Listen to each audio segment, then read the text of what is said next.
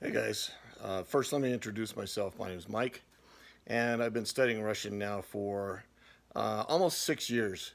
And just so you know, I live in the United States. I'm a native English speaker, and this particular series has to do with Russian from an English point of view, subtitled What Your Russian Teacher or Textbooks may not be actually teaching you. And so I wanted to just start with an outline of the various topics that I want to cover in this series, and just to give you guys an idea of the types of things that I have in mind, and maybe what this can offer both to people who are studying Russian whose native language is English, as well as even for Russian teachers. Often don't know what they're missing out on because mostly they're native Russian speakers and they don't know what it's like to approach their родной язык or their native language from an English speaker's point of view. So that's what this is all about, is trying to fill in some of those gaps for students. And I know that Russian is known as a very difficult language. However, whatever we can do to help each other kind of ease the process, and I think a lot of that process has to do with making connections. Uh, Things that your teachers don't always know that maybe they should be teaching you, or showing to you, which would make the whole process easier. But I think those that have thrived or learned Russian quickly actually have picked up on these things pretty quickly and maybe made shortcuts for themselves. Just my first example will be patterns in declination. And for those of you who don't know what declination is, it has to do with cases, падежи, and how they decline, which is the technical term for it, how they change their endings based upon what case they're being used in. And so typically you're looking at declining nouns and adjectives, uh, and numbers, and this is all based upon gender, male, female, neuter. It's also based upon plurality, singular versus plural. And so most of you are probably familiar with the big chart. Well, there's lots of big charts, but whatever the commonality amongst all of those is that they're all filled with information regarding what various endings you should use and when. And I don't know about you guys, but I suspect that at some point in time, if you've looked at that, you found it just a little bit overwhelming. So one of my goals in another video is to look at some of those endings and try to look at various patterns. And sometimes Russian teachers do point out a couple of these, but there are a lot more patterns that are in there that native Russians understand, which makes speaking for them a lot easier than if you're trying to keep this whole table in your head while you're thinking and trying to speak or understand. It's near impossible if you try to do it that way, as I think probably many of you guys can attest to.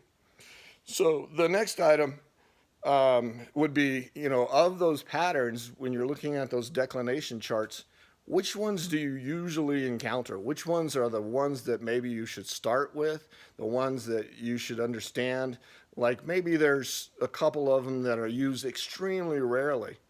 Good to understand, however, not a good idea to focus on those first. What you want to do is focus on the most commonly used patterns of declination, and so that you can understand the majority of speech.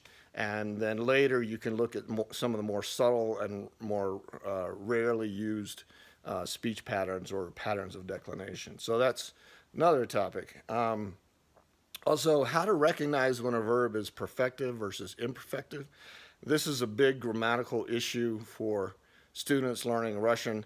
Obviously, well, not necessarily obviously, but imperfective verbs have to do with the process of doing something, and perfective verbs have to do with something being, having been completed already, or it will be completed.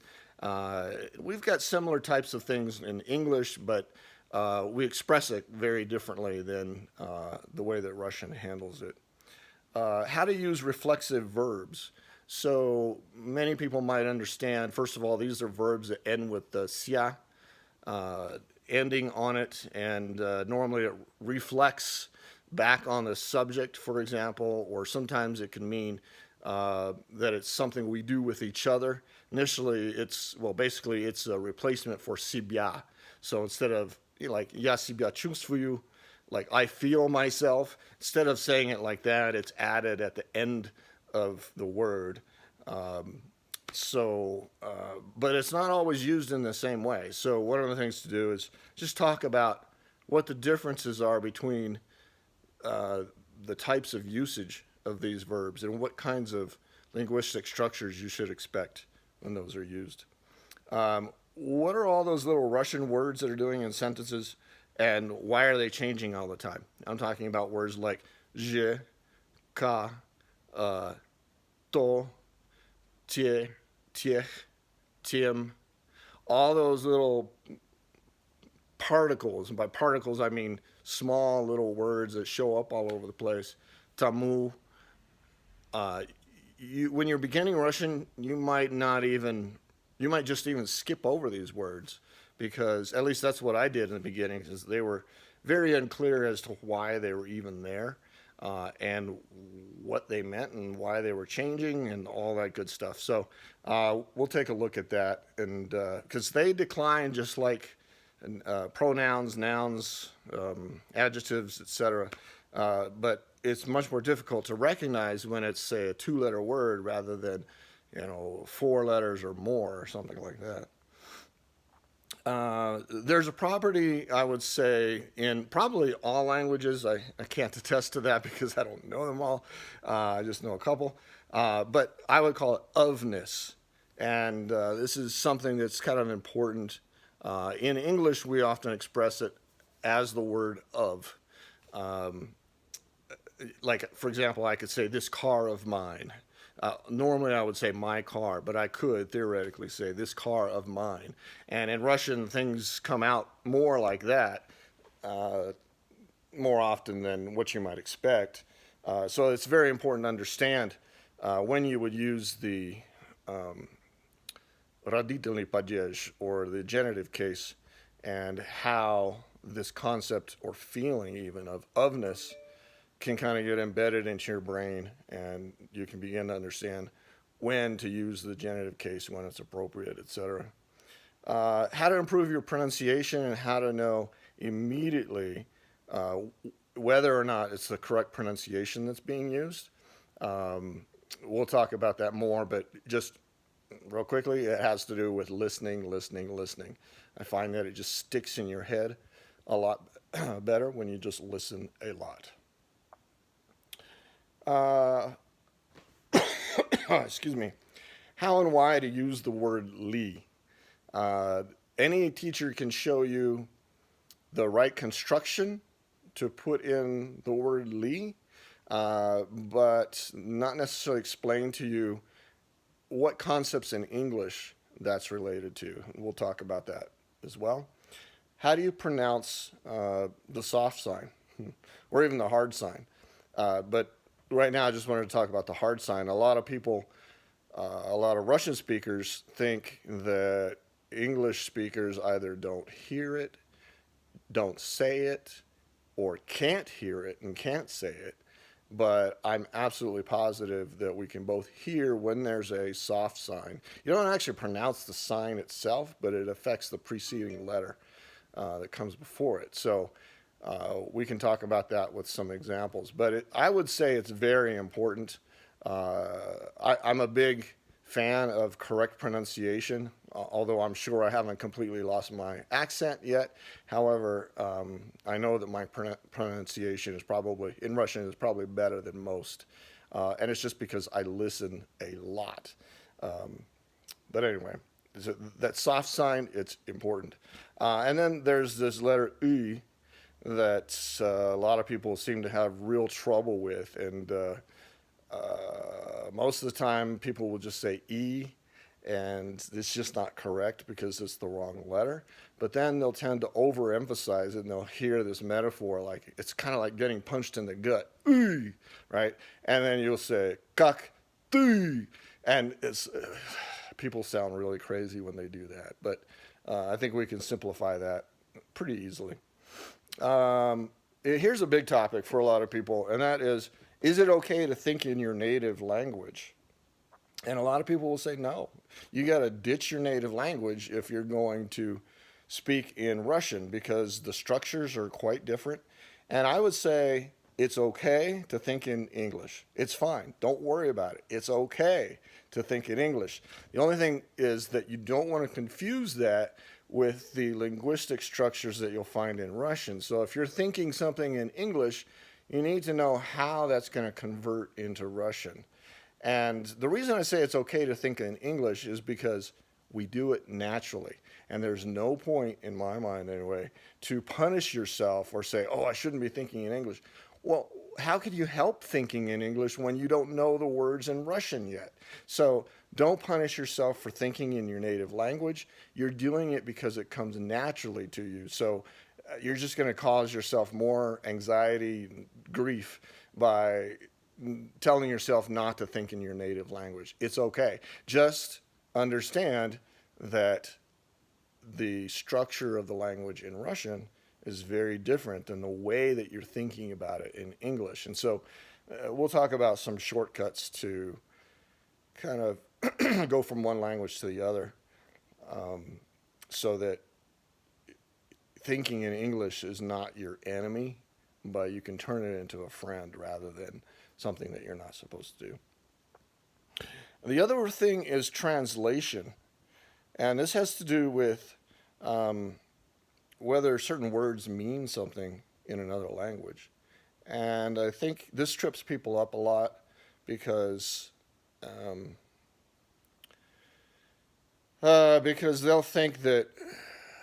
So for just a real quick example, I hear a lot of times, okay, so how is what, tut, and здесь?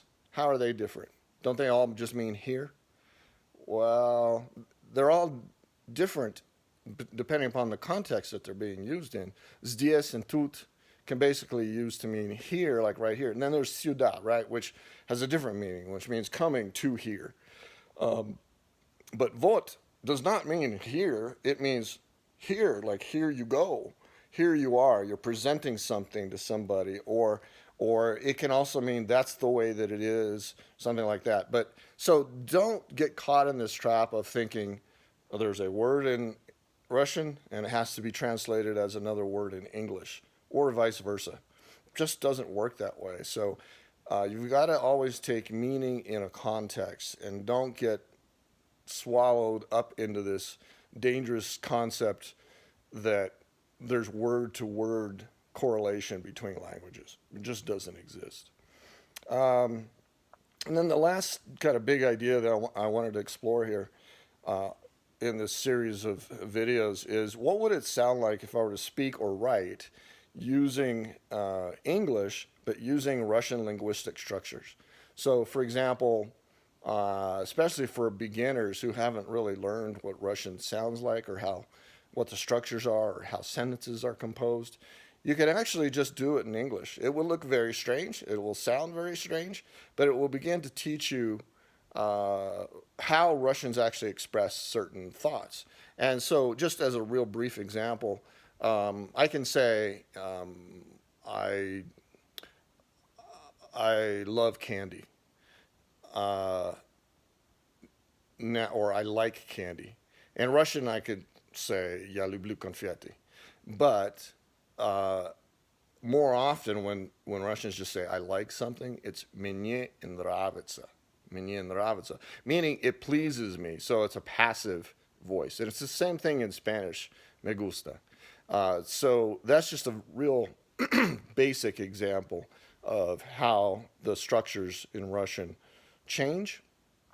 There's a lot more to it as far as the way things would be expressed in Russian. And actually, I've done this once before, and it comes out looking really strange. However, the benefit of it can be before you really have much of a Russian vocabulary, it starts to teach you how you would be expressing certain thoughts in Russian if you knew all the vocabulary for that. And so you can start to teach the structures means of expression and so forth without having the full foundation of all the vocabulary ready to use. So anyway, with that, I think I'm going to wrap up this first video. It's already 15 minutes, and hope to see you guys again soon. Bye.